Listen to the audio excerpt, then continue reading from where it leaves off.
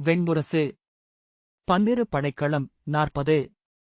ஜராசந்தன் மகதத்தின் செங்கோலை ஏந்தி அருகமைந்த நாடுகள் மேல் மேல்கோன்மை கொண்ட பின்னர் ஒருநாள் தன் படைக்கலப் பயிற்சி நிலையில் அரசுத் துணைவர்களான விதர்ப்பத்தின் ருக்மியும், சேதியின் சிசுபாலனும், பிரக்ஜோதிஷத்தின் பகதத்தனும், புண்டரத்தின் வாசுதேவனும் சூழ கதை சுழற்றிக் கொண்டிருக்கையில் பெருந்தோழராகிய பகதத்தன் தன் கதையைச் சுழற்றி நெடுந்தொலைவுக்கு வீசினார். பின் ஒவ்வொருவரும் கதையை சுழற்றி வீசி விளையாடினர். உங்கள் முறை மகதரே என்றான் சிசுபாலன்.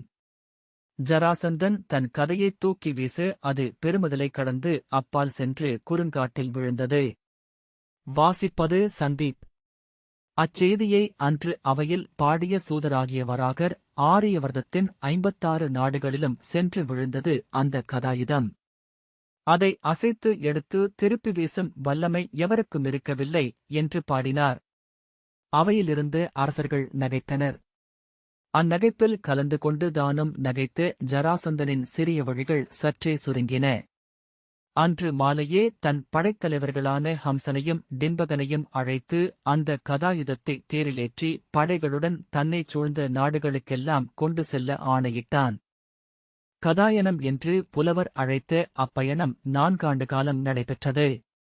அதன் பொருளென்ன என்று அனைவரும் அறிந்திருந்தாலும் அது ஒரு விளையாட்டு எனக் கொண்டு நகையாடியபடி திரை செலுத்தி திருப்பியனுப்பினர். சூழ்ந்திருந்த நாடனைத்தும் மகதத்திற்கு அடிபடுவதை பிற க்ஷத்திரியர் திகைப்புடன் நோக்கியிருந்தனர். முதலில் மகதம் நுழைந்த நாட்டில் அரச மாளிகை எரிக்கப்பட்டது. அரசகுலத்தவர் முற்றாக கொன்றொழிக்கப்பட்டனர். கோட்டைகள் யானைகளால் இடித்து அழிக்கப்பட்டன. கருவூலம் சூறையாடப்பட்டது. 12 நாட்கள் நடந்த எரிபரந்தெடுத்தலில் முனிவரும் அந்தணரும் கவிஞரும் சூதரும் சிற்பியரும் மட்டுமே உயிரும் மதிப்பும் அளிக்கப்பட்டனர். பெண்டிருக்கு சிறிதெங்கும் நிகழலாகாதென்று ஜராசந்தனின் ஆணை இருந்தது. மழைக்கு முன் குளிர் என அச்சம் ஜராசந்தனின் படைகளுக்கு முன் சென்றது. உள்ளம் தோற்கடிக்கப்பட்ட படைகளின் உடல்களை அறிந்து வீழ்த்தினர் ஹம்சனும் டிம்பகனும். ஒவ்வொரு நாளும் பல 100 பேர் கழுவிலேற்றப்பட்டனர். கழுவிலமர்ந்து கதறுபவர்களின் நடுவே மஞ்சம் அமைத்து துயில்பவர்கள் அவர்கள் என்று சூதர்களின் சொல் பரவியது. மனித உடல்களை நெடுகப் போழ்வதில் அவர்களுக்கு பேருவகை இருந்தது.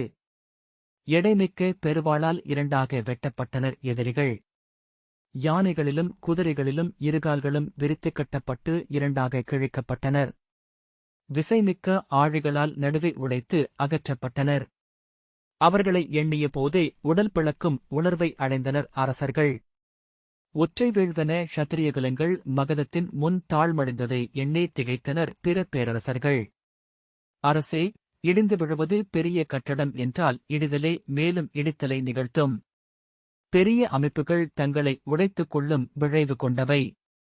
ஏனென்றால் பிரிதலே பருப்பொருளின் தன்னியல்பு என்றார் கோசல மன்னனின் அவையில் கௌசிக குலத்து அந்தணராகிய பிரபாகரர்.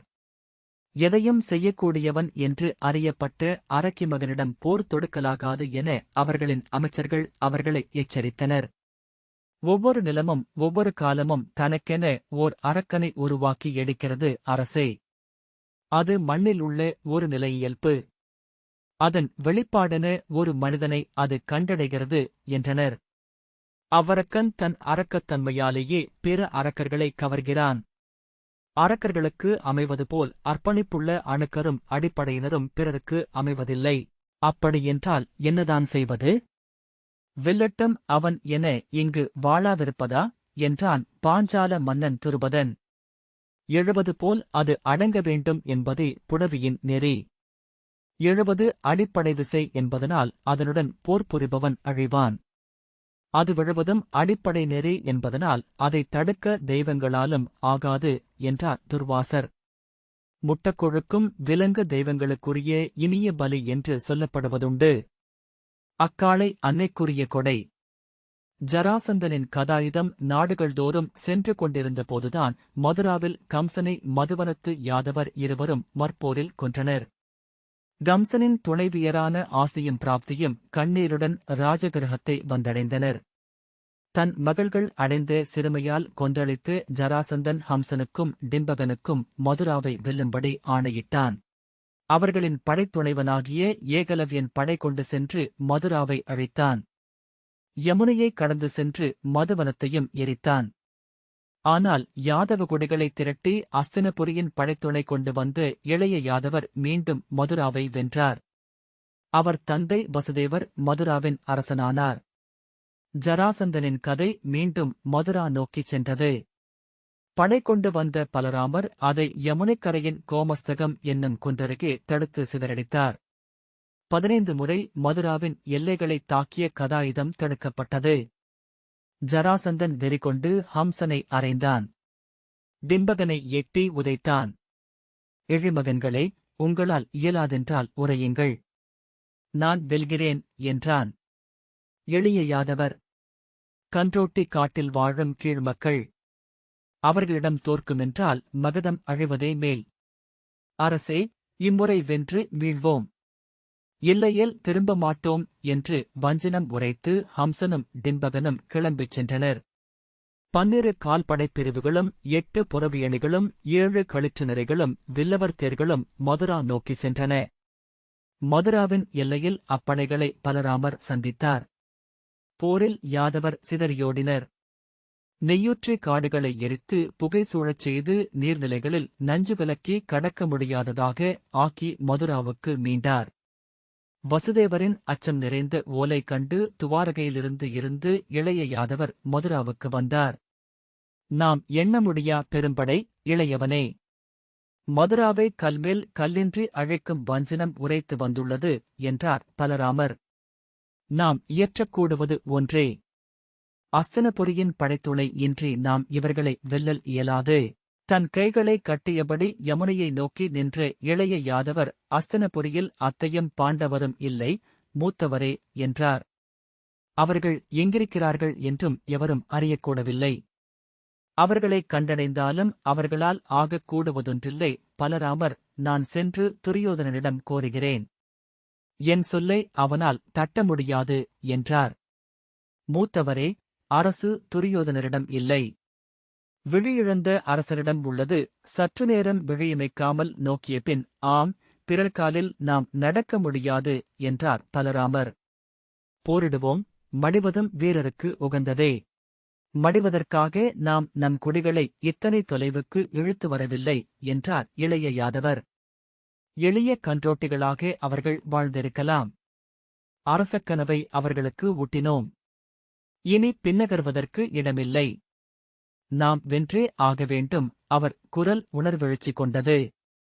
மூத்தவரே, கார்த்தவீரியர் தோற்ற இடம், காலமெல்லாம் நாம் தோற்றுக்கொண்டே இருக்கும் இடம். நாம் வெறும் யாதவர் அல்ல, ஏணியில் முதலில் செல்பவர். நாம் விழுந்தால் பின்னேறுபவர் அனைவரையும் சரித்து விடுவோம். பலராமர் தோள் தொடர்ந்து ஆம் என்றார். நாம் வெல்வோம், ஏனென்றால் வென்றேயாக வேண்டும் என்றார் இளைய யாதவர். இன்று நாம் வெல்ல வேண்டியவர்கள் ஹம்சனும் டிம்பகனும்தான், இளையோனே என்றார் பலராமர். வற்றாத கொலைவெறியால் நிகரற்ற வல்லமை கொண்டவர்கள். கொலையை விரும்பத் தொடங்குபவனை நோக்கி பாதாள தெய்வங்கள் வந்து சூழ்கின்றன. அவன் படைக்கலங்கள் ஒளிகொள்கின்றன. நான் கம்சனின் வாளை ஒருநாள் கையில் எடுத்துப் பார்த்தேன். அதன் ஒளி என்னை அச்சுறுத்தியது. அது உருவற்று நின்றிருக்கும் குருதிவிடாய் கொண்ட விலங்கொன்றின் நெளிநாக்கு என்று தோன்றியது. இளைய யாதவர் 2 இயல்புகளால் ஆனவன் அரசன். அவன் தன் ஒற்றை இயல்பை மட்டும் எடுத்து இவர்களை அமைத்துள்ளான் என்றார். கிரிவரஜத்தின் முதல் மலையான விபுலத்தில் பிறந்தவன் ஹம்சன். வராகமலையில் டிம்பகன் பிறந்தான். ஹம்சன் பிறப்பிலேயே வலதுகையும் காலும் மட்டும் செயல் கொண்டவனாக இருந்தான். சொல்லிலும் சித்தத்திலும் வலப்பக்கம் மட்டுமே அவனுக்கிருந்தது. டிம்பகன் இடப்பக்கம் மட்டும் கொண்டிருந்தான். போர்த்தொழில் பயின்று படை நடத்தும் குடியில் பிறந்த அவ்விருவருமே பிறர் உதவியின்றி நடக்கவும் முடியாதவர்களாக இருந்தனர். செயலற்ற ஊன்தடிகள் என்று அக்குடிகளால் எண்ணப்பட்டனர். அன்னையரின் கருணையால் அவர்கள் உணவுண்டு உயிர் வாழ்ந்தனர். மகதத்தின் இளவேனில் விழவொன்றில் அன்னையால் அழைத்துச் செல்லப்பட்ட சிறுவனாகிய ஹம்சன் அங்கிருந்த காளிகோயில் ஒன்றின் திண்ணையில் விடப்பட்டான். அருகே டிம்பகனின் அன்னையும் அவனை விட்டுச் சென்றிருந்தாள். இரு உடல்களும் ஒன்றை ஒன்று கண்டு கொண்டன. அன்னையர் மீண்டு வந்தபோது தோள்கோத்து ஒற்றை உடலென்றாகி துள்ளி அலைந்து விளையாடிக் கொண்டிருந்த ஹம்சடிம்பகர்களைக் கண்டனர். அன்னையர் அவர்களைக் கண்டு அறியாத அச்சமொன்றால் பீடிக்கப்பட்டு நெஞ்சை அழுத்தி விழிநீர் விட்டனர். பின்னர் பேருவகை ஒன்றால் கிளர்ந்தெழுந்து ஓடிச் சென்று அவர்களை தழுவிக் கொண்டனர். அவர்கள் ரம்பகரம்பர்களின் மறுபிறப்பென்று நிமித்திகர் சொன்னார்கள். அவர்களின் தந்தை ஒருவரே என்று குலம் கண்டடைந்தது. ஓருடலான இருவர் அதன்பின் ஒவ்வொரு நாளும் படைக்கலப் பயிற்சி கொண்டு மேலேறினர்.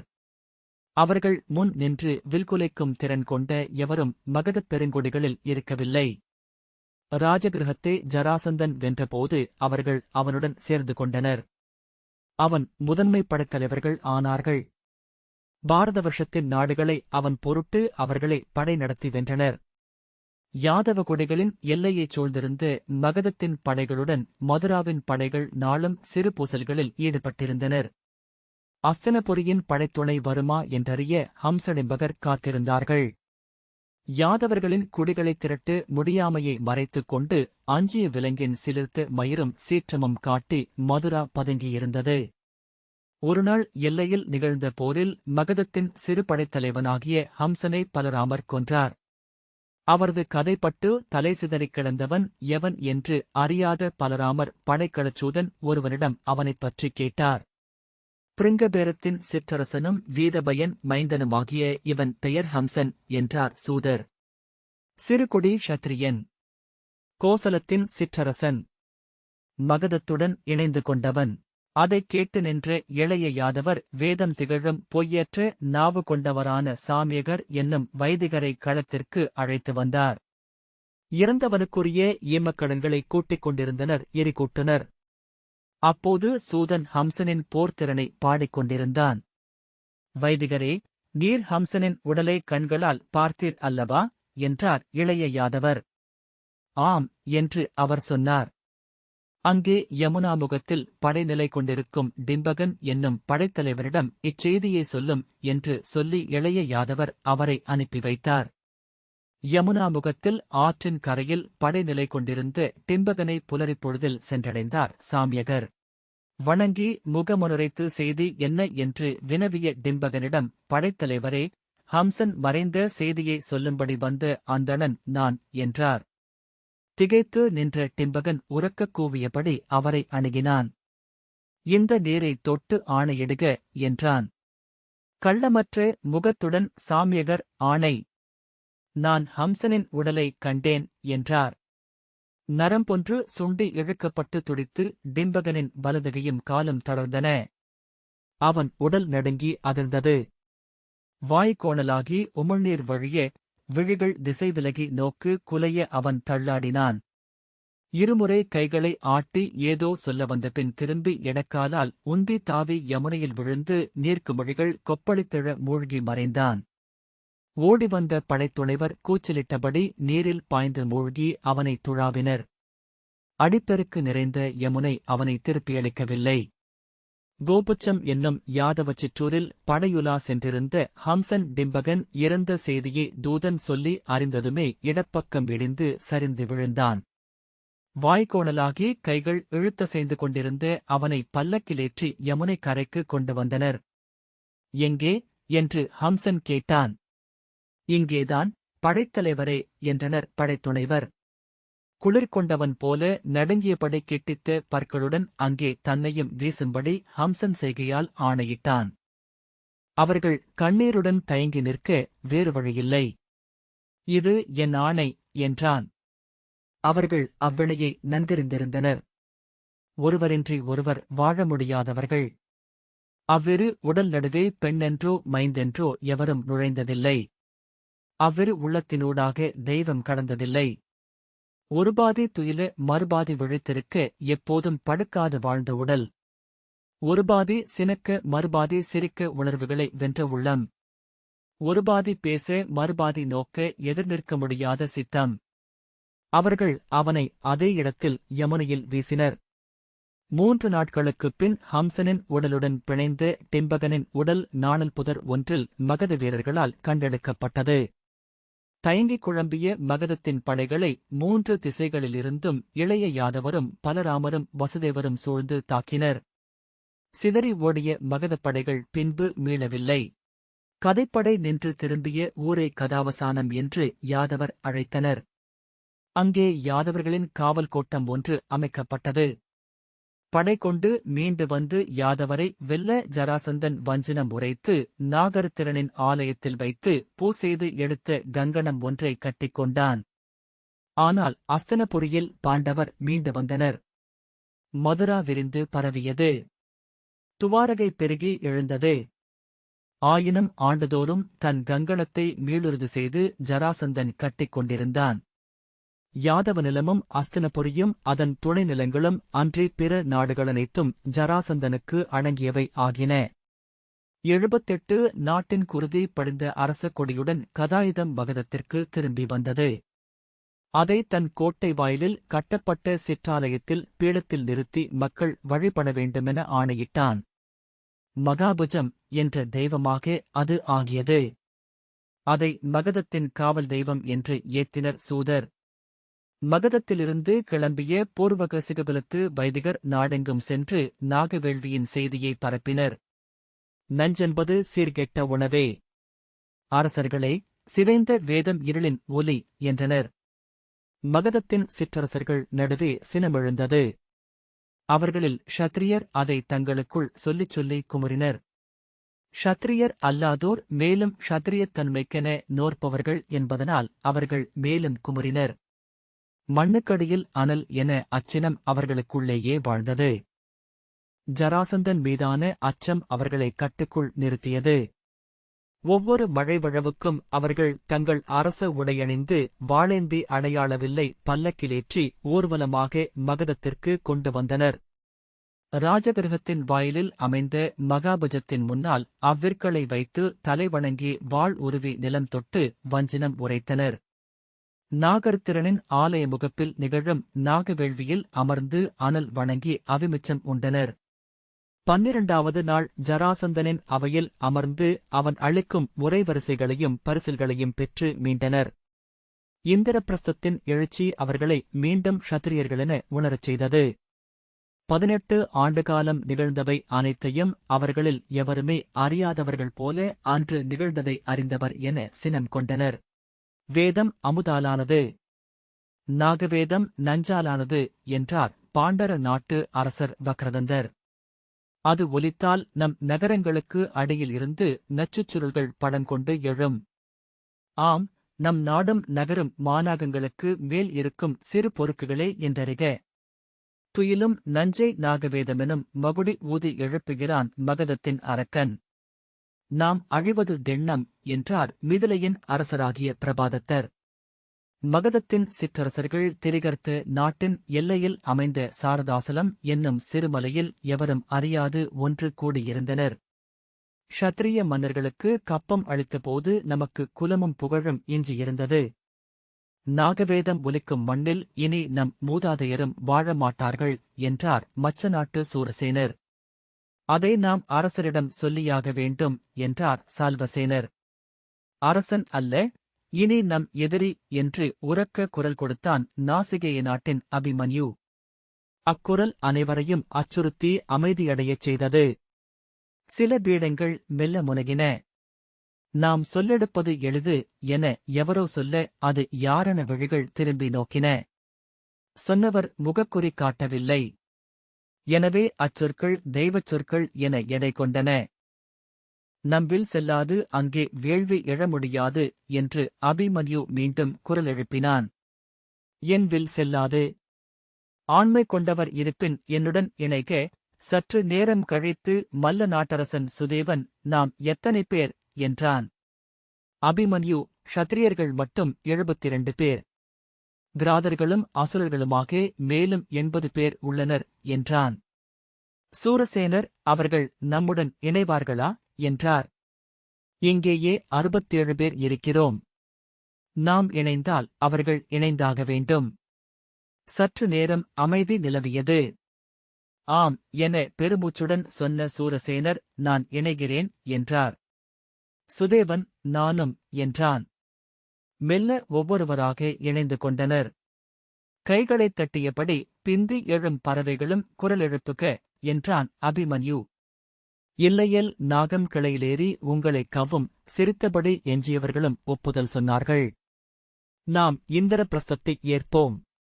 நமக்குப் பின் யாதவப் படைகளும் எழுமென்றால் அவ்வரக்கனின் தலை கொய்து கொண்டு சென்று பாஞ்சாலத்து அரசியின் கால்களில் வைப்போம் என்று அபிமன்யு சொன்னான்.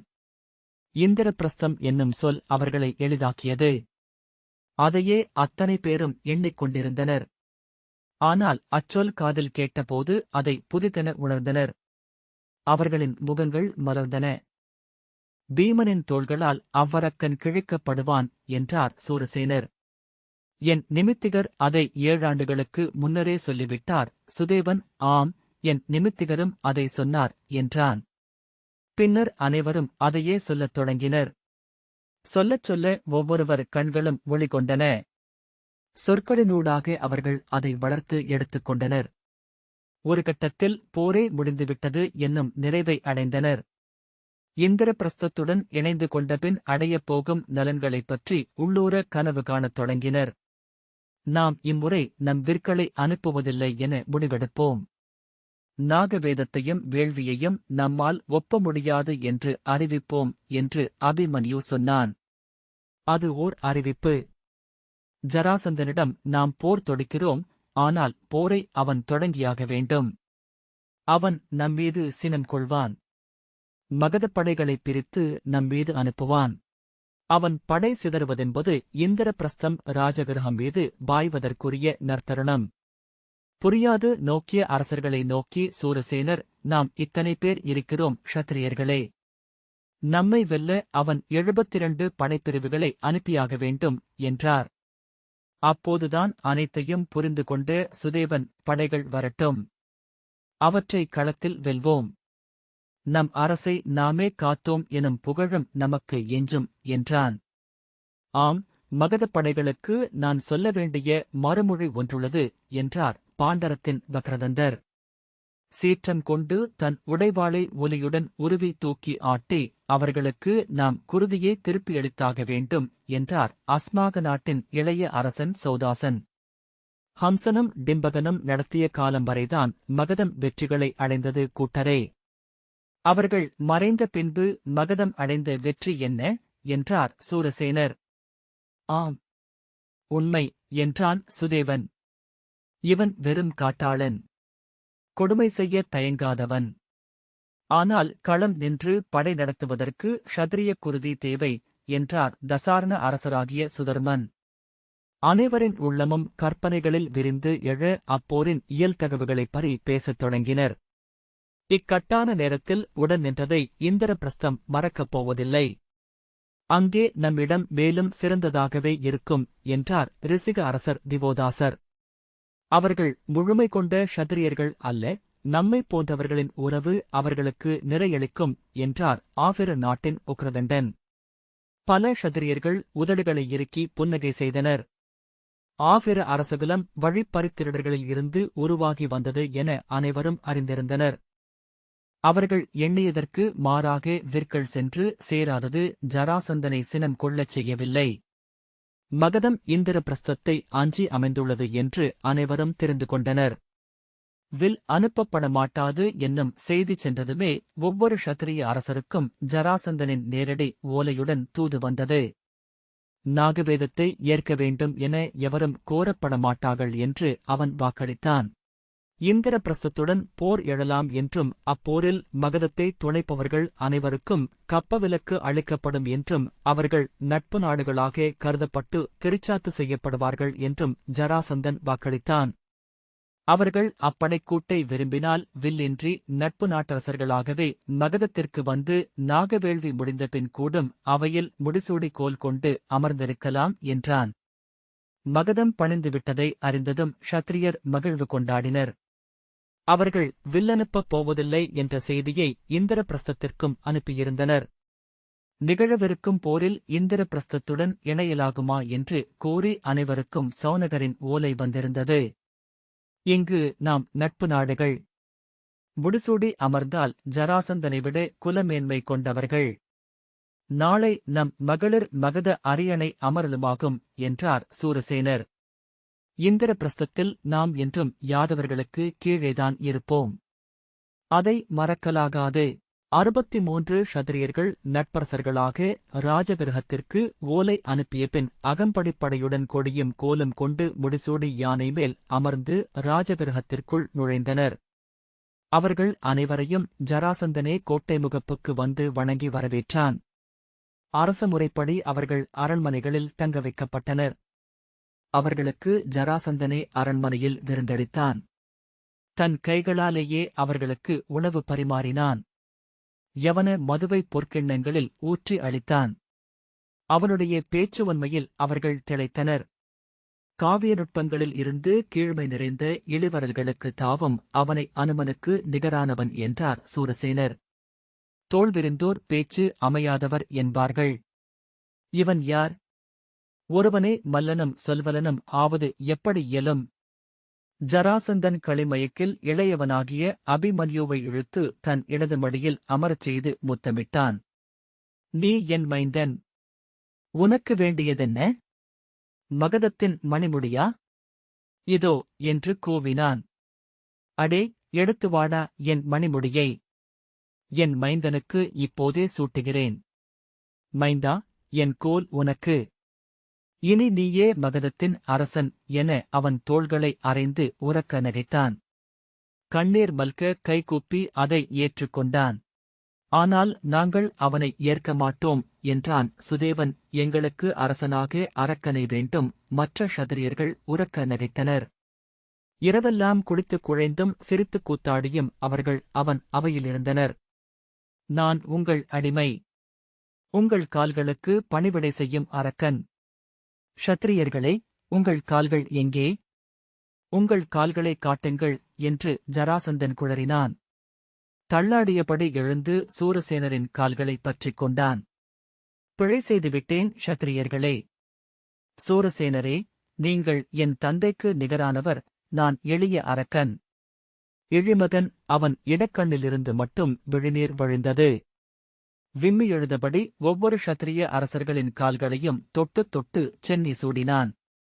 அரசே, என்ன இது என்று பதறிய சுதேவனிடம், நான் மகதத்தை துறந்து காணேகிறேன். என் ஜரையன்னையின் குகைக்குள் புகுந்து இருளாழத்தில் மறைகிறேன். என் மைந்தன் முடிசூடட்டும். அரசர்களே, நான் அவனை உங்களுக்கு அளிக்கிறேன். அவனை கைக்குழவி என்றே இதுநாள் வரை வளர்த்துவிட்டேன். என் வல்லமை கொண்ட தோள்களில் இருந்து அவனை இறக்கியதே இல்லை. தொட்டியில் வளர்ந்த மீன் அவன். அவனை நீங்கள் உங்கள் திண்ணைகளில் தவழவிடுங்கள். அவனுக்கு உணவூட்டுங்கள். அவனை கைப்பொத்தி காத்து நில்லுங்கள் என்று கைகூப்பி கேட்டபடி அழுது தளர்ந்து தரையில் அமர்ந்தான். கால் நீட்டிப் படுத்து, எதை வென்றேன்? எதை அடைந்தேன்? எல்லாம் வீண். என் காடு என்னை கைவிட்டது. என் காட்டில் எனக்கு இடமில்லை. அன்னையே, உன் காட்டுக்கு நான் அயலவன் ஆனேன் என்று அழுதான். கள்மயக்கில் பிற அரசரும் அழுது அவனை தழுவிக் கொண்டனர். அரசே, நான் உங்களுக்காக உயிர் துறப்பேன் என்று கூவியபடி அபிமன்யு அவன் கால்களில் விழுந்தான். சுதேவன், நான் வாள் தொட்டு ஆணையிடுகிறேன். இந்திரபிரஸ்தத்தின் இழிமகனாகிய யுதிஷ்டிரனை என் வாளால் போழ்ந்து உங்கள் கால்களில் போடுவேன் என்றான். சூரசேனர், நான் யாதவனை கொல்வேன். கன்றோட்டும் இழிமகன். முடிசூடி அரியணை அமர்கிறானா அவன்? மூடன் என்றார். வக்ரதந்தர், சத்ராஜித்தாக யாதவகுருது கொண்டவன் அமர ஒருபோதும் ஒப்பமாட்டோம் என்று கூவியபடி எழுந்து பற்களைக் கடித்து, ஒப்பமாட்டேன். நான் என் இறுதிக் குருதி வரை ஒப்பமாட்டேன் என்றார். அழுகை வழியாக அவர்கள் சிரிப்பை சென்றடைந்தனர். 2 பகுதிகளாகப் பிரிந்த ஓர் அரசர். அரசே, நான் உங்கள் உடலை தொட்டுப் பார்க்கலாமா என்றான் அபிமன்யு. தொட்டுப்பார். என் மைந்தன் நீ. வா என்று ஜராசந்தன் அவன் கையை எடுத்து தன் தலையில் வைத்தான். துலாக்கோலின் முள் இந்தத் தலை, ஆஹாஹாஹா என்று அபிமன்யு நகைத்தான். நம் அரசர் துலா என்றால் சேதிநாட்டுச் சிசுபாலன் ஒரு தேள். சைந்தவனாகிய ஜெயத்ரதன் நழுவும் மீன் என்றார் சூரசேனர். அரக்கி ஒன்றாகச் சேர்த்த உடல். அவள் கண் தெரியாமல் நம் அரசரை கிழித்து கால் மாற்றி கைமாற்றிப் போட்டிருந்தால் என்ன ஆகும்? இப்படி அபிமன்யு கைகால்கள் 4 பக்கமும் விரிந்து தத்தளிக்க தரையில் தவழ்ந்து காட்டினான். க்ஷத்ரியர் வெடித்துச் சிரித்தனர். சிரித்து களைத்து உருண்டனர். சிரிப்பை நிறுத்த முடியாமல் மீண்டும் மீண்டும் சிரித்து கண்ணீர் வழிய களைத்து அறியாது துயின்றனர். காலையில் உடற்கவியலாக கிடந்த அவர்கள் நடுவே ஜராசந்தனும் கலந்திருந்தான். மறுநாள் அவையில் அனைவரும் வந்தமர்ந்தபோது ஜராசந்தன் எழுந்து அவையமர்ந்த அரசர்கள் அனைவரையும் வரவேற்று முறைமைச்சொல் உரைத்தான். அவர்கள்